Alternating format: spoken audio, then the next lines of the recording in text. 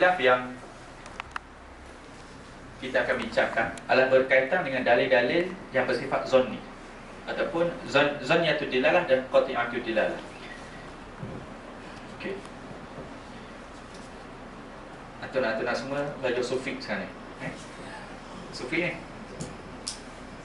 Okey. Sekarang ni kita bahas dalam masalah dalil. Okey.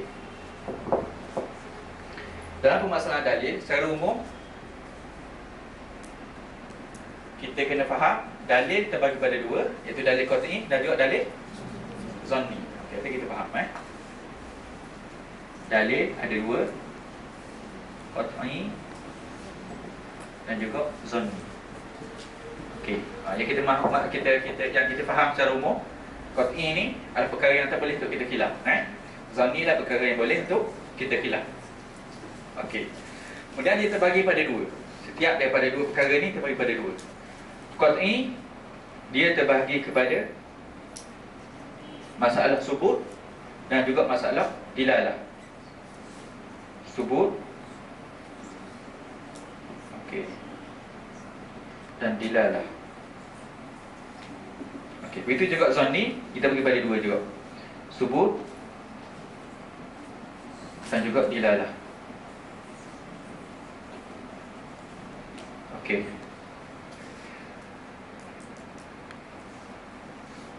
Qat'i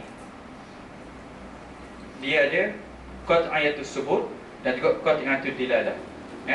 Jadi dua, qat'iyatus subut dan juga qat'iyatud dilalah. Apa itu qat'iyatus subut? Qat'iyatus subut adalah setiap dalil-dalil syarak yang datang pada kita yang tidak ada khilaf pada dia dari sudut kesahihan datang dia. Contoh Al-Quran. Al-Quran merupakan dalil bersifat qat'iyatus subut. Al-Quran maknanya kita tak boleh untuk kita pertikaikan berkenaan dengan kesahihan Al-Quran.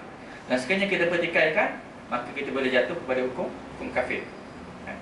Walaupun satu huruf daripada Al-Quran, satu huruf saja daripada Al-Quran, sekiranya kita pertikaikan, maka kita akan jatuh kepada hukum kafir. Okay. Begitu juga dalam masalah hadis. Hadis dia ada hadis mutawatir. Hadis mutawatir ni hadis yang ulama sepakat bahawasanya hadis ni adalah sampai kepada Rasulullah sallallahu alaihi wasallam. Setiap daripada tabaqah dia sampai pada peringkat bahawasanya mustahil untuk tabaqah perawi tersebut dia berdusta. Hadis mutawatir. Okey, mutawatir. Kemudian masalah dilalah. Qat'iyatud dilalah. Qat'iyatud dilalah adalah merujuk pada dalil-dalil yang mana tidak membawa kepada sebarang tafsiran yang lain. Aku buat panas, minta maaf. Ramai yang kipas. Kau tak syarul? Tak pasang? Okey.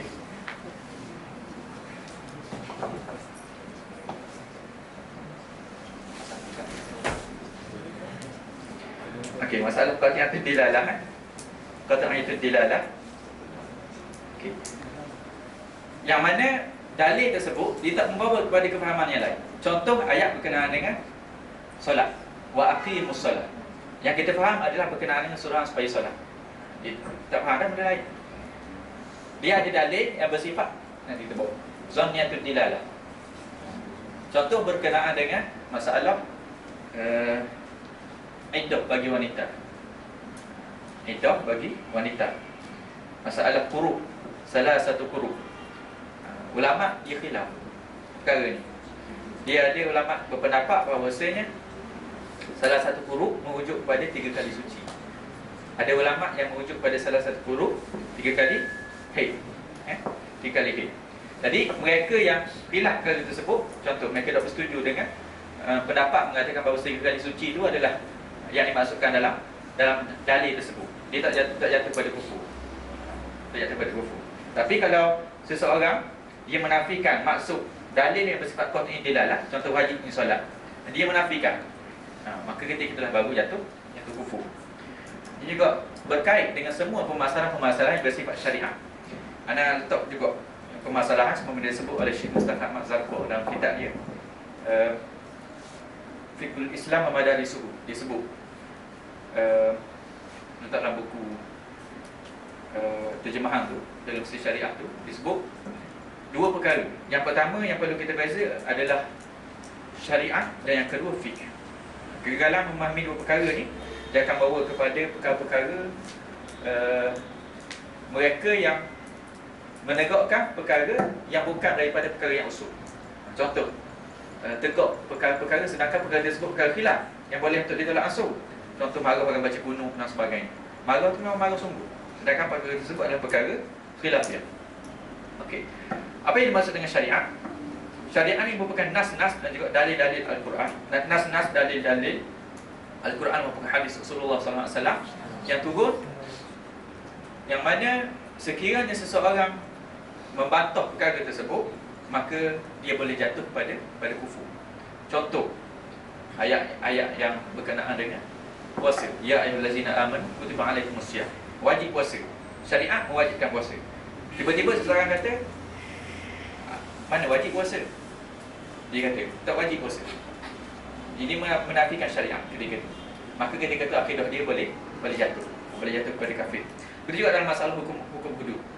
Hukum hudud, ayat selang beberapa ayat sebelum atau selepas berkaitan dengan qisas. Ayat yang sama, ya ayyuhallazina amanu kutiba alaikumusiyam. Ayat sebelum atau selepas dia berbunyi, ya ayyuhallazina amanu kutiba alaikumul qisasu fil qatl. Ramai orang boleh terima berkenaan dengan ayat puasa, tapi apabila masuk dalam ayat berkaitan dengan qisas, hudud dan sebagainya, ramai menolak. As-sadiqatu was-sadiqatu faqtum aydiyahuma. Ayat berkenaan dengan ayat jelas. Dan sekiranya menolak syariat Allah SWT ni, ataupun meyakini bahawasanya adanya syariat lain ataupun undang-undang ciptaan manusia yang lain yang lebih baik daripada undang-undang Allah, ketika itu maka dia boleh jatuh pada kafir. Sebab tu dalam masalah akidah ni, kita bukan tugas kita untuk kita mentakfirkan orang. Nanti akan ada satu tajuk berkenaan dengan masalah takfiri. Sebab masalah takfiri ini satu perkara yang boleh membawa kepada fitnah dalam diri umat Islam. Dan sekiranya berlaku fitnah takfiri ini, bahkan boleh membawa kepada pembunuhan, halal darah dan sebagainya. Kesan daripada takfiri antaranya hubungan suami isteri dia boleh terbatas dengan sebab salah seorang daripadanya menjadi kafir, keluar daripada Islam. Dan antaranya lagi, apabila dia seseorang yang keluar daripada Islam dengan sebab menafikan syariat Islam dan sebagainya, kewajiban solat, apabila dia mati, tak boleh untuk kita tanam dalam kubur-kubur orang Islam. Kena tanam keluar daripada kawasan kubur orang Islam. Itu antara kesan besar dia. Okey. Begitu dalam masalah hukuman hudud. Hukuman hudud, Allah SWT letakkan sebagai satu syariat pada manusia. Kewajipan untuk kita laksanakan hukuman hudud. Maka wajib untuk kita laksanakan. Dan mereka yang menafikan ataupun meyakini bahawasanya wujud undang-undang lain ataupun peraturan lain yang lebih baik daripada undang-undang hudud, maka ketika itu akidah dia boleh jatuh. Sebab dalam masalah malam yahkum bima anzalallah ni, dia ada tiga jenis. Malam yahkum bima anzalallah fa ulaikumul kafirun, fa ulaikumul fasiqun, dan fa ulaikum apa satu lagi? Zalimun. Tiga perkara. Dia ada peringkat masing-masing. Boleh jatuh pada kafir sekiranya dia menafikan kewajipan, dan boleh jatuh pada zalim sekiranya dia tak melaksanakan hukuman tersebut. Ada ulama hurai lah, hurai. Dan itu juga anda letakkan dalam buku anda. Kemudian okey, kita dah nampak part yang tujilah, iaitu merujuk kepada dalil yang tidak membawa kepada takwilan yang lain. Contoh kewajipan solat. Kewajipan solat.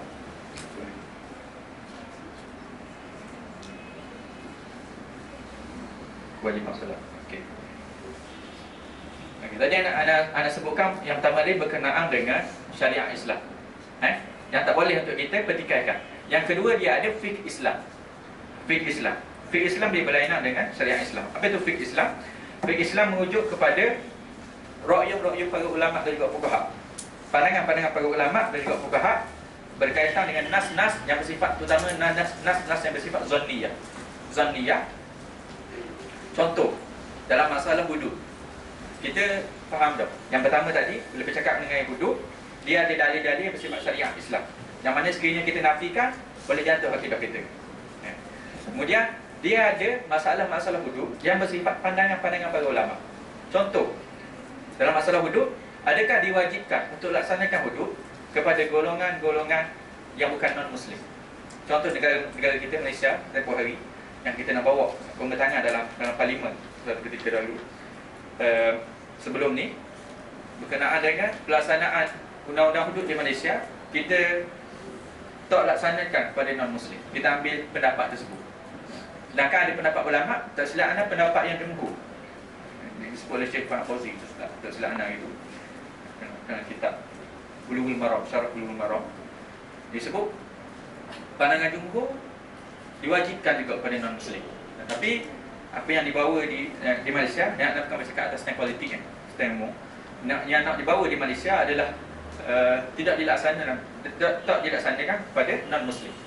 Jadi persoalan sini, mereka yang menafikan kewajipan wuduk kepada non-Muslim, adakah kufur? Sebagaimana menafikan kewajipan wuduk itu sendiri. Jadi jawapan dia tak kufur. Kerana ia perkara yang berkaitan dengan fiqh, dan juga berkaitan dengan zanniyatul dilalah. Ia berkait rapat dengan perkara yang kita bincangkan. Sebab tu anak bertangkap dalam ni. Okey. Sebenarnya kalau dah faham ni, cukup dah untuk kita faham berkenaan dengan masalah khilaf dan juga ikhtilaf ni sendiri. Okey. Dilalah, iaitu sebagai contoh wujub usulah. Kemudian zanni. Zanni terbagi pada dua, zanniyatul subut dan juga zanniyatul dilalah. Apa itu zanniyatul subut? Sebagai contoh, hadis ahad. Okey, hadis ahad. Ada ulama yang terima dan ada ulama yang tak terima. Kalau qati'ah tersebut, mereka yang tak terima qati'ah tersebut, contoh tak terima Al-Quran, maka dia jadi kufur. Tapi mereka yang tak terima zanni tersebut, mereka contoh penghujjahan hadis ahad, maka ketika itu mereka tak dikira kufur lagi. Kerana ia bersifat perkara yang zanni tersebut dari sudut subut dia. Okey. Kemudian masalah zannatul dilalah. Zannatul dilalah adalah nas-nas yang membawa kepada tafsiran dan juga maksud-maksud yang lain. Contoh dalam masalah yang disebutkan tadi, kita berkenaan dengan salah satu huruf, 3 huruf. Salah satu huruf. Okey. Ada ulama yang menafsirkan 3 kali haid dan ada ulama menafsirkan 3 kali suci. Dan juga yang anda sebutkan tadi berkaitan dengan permasalahan adakah dikenakan hukuman hudud kepada Muslim ataupun non-Muslim. Masalah berkaitan dengan khilaf ulama dan tak ada masalah untuk kita ambil mana satu pendapat. Tak menjadi kufur sekiranya menolak pendapat salah satu pendapat tersebut. Okey. Nampak tak?